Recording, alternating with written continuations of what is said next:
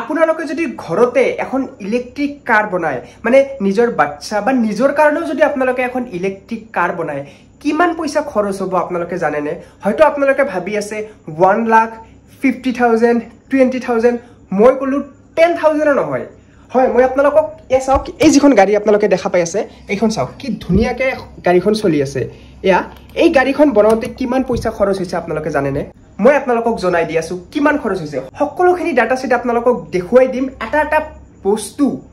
মানে কোনটো বস্তুৰ কি খৰচ হৈছে ডাটা সেট মোৰ লগত আছে এয়া আপোনালোকক দেখুৱাই দিও তাৰ পিছত আপোনালোকে ইজিলি ঘৰতে এনেকুৱা ধৰণৰ গাড়ী এখন বনাই ল'ব পাৰে মটৰৰ পৰা আৰম্ভ কৰি বেটাৰী কন্ট্ৰোলাৰ যি ইয়াতে ইউজ কৰিছো সব দেখুৱাই দিও আৰু এটা এটা বস্তু ৰেট আপোনালোকক জনাই দিম চাওক এই গাড়ীখনৰ মেইন পাৰ্টস বোৰ কি কি এয়া চাওক ইয়াতে প্ৰথমতে হুইল তাৰ পিছত বডি চেচিস ৰুফ মোটৰ ব্যাটাৰী কন্ট্ৰোলাৰ এই কিটা হল মেইন পাৰ্টস এই গাড়ীখনৰ মেইন পাৰ্টস তো বলক প্ৰতিটো বস্তু আমি জানি লও কোনটোৰ প্ৰাইস কিমান চাওক মই আপোনালোকক দেখুৱাই দিও ইয়াতে সকলোখিনি ডাটা আছে এয়া চাওক গাড়ীখন এই গাড়ীখন তেতিয়া 70% অলমোস্ট কমপ্লিট হৈছিল তো বলক এতিয়া ইয়াৰ মেইন পাৰ্টস বোৰ চাই লও এয়া চাওক হুইল চকা ইয়াতে এনেকুৱা পাঁচটা চকা ইউজ কৰা হৈছে এটা স্টিয়াৰিংৰ কাৰণে স্টিয়াৰিংতে এই চাওক এই এনেকুৱা হুইল ইউজ কৰা হৈছে আৰু এইবোৰ হল সৰু বাচ্চা ট্ৰাইসাইকেলৰ চকা তো ইয়াতে কিমান খৰচ পৰিছে আপোনালোকে জানেনে এয়া চাওক মাত্ৰ 200 টকা 200 টকাৰ ভিতৰতে এই পাঁচটা চকা মই আনিছো আপোনালোকে ইয়াতকৈও কমত আনিব পাৰে যদি তেনেকুৱা সেকেন্ড হ্যান্ড বা ভঙা সিঙা দোকানৰ পৰা লৈ আহে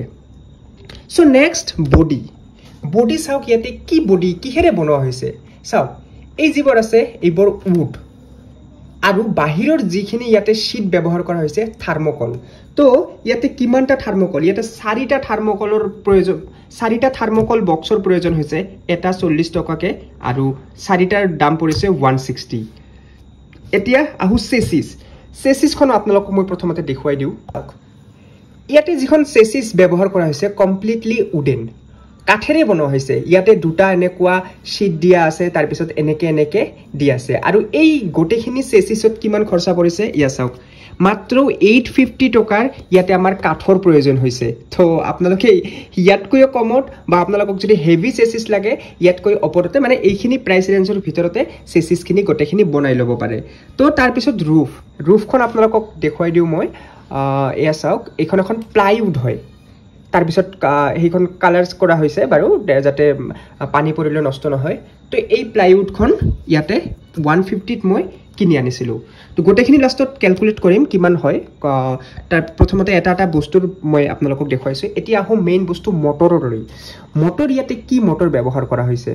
এয়া চাওক এইটোৱে মেইন বস্তু মটৰ সেই মটৰটো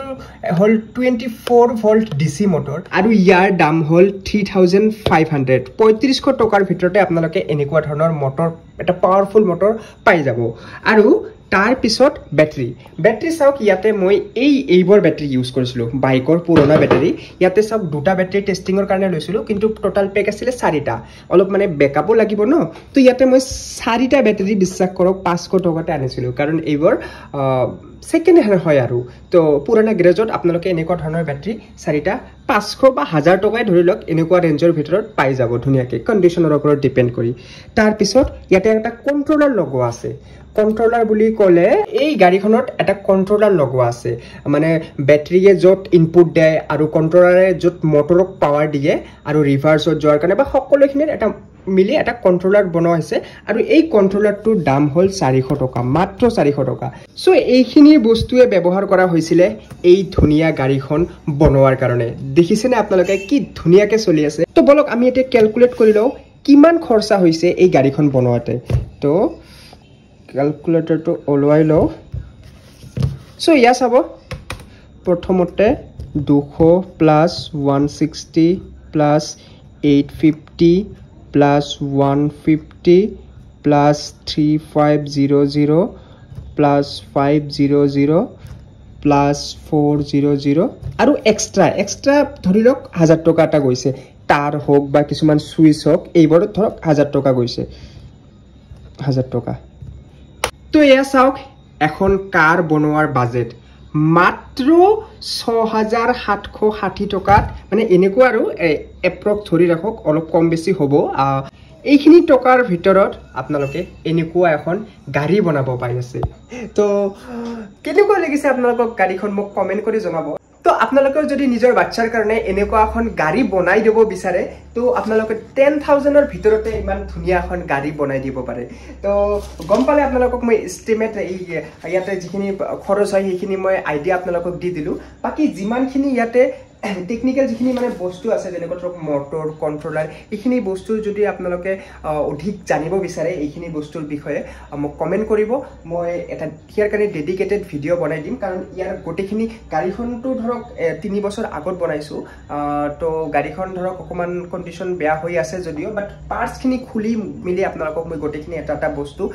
আপোনালোকক দেখাব পাৰিম বাকি বডি কি আপোনালোকে যেনেকুৱা ডিজাইন তেনেকৈ বনাব পাৰে তো আৰু যদি আপোনালোকে বিচাৰে যে এনেকুৱা গাড়ী এখন মই বনাই দিও আপোনালোকক দেখুৱাও আৰু কেনেকৈ বনাব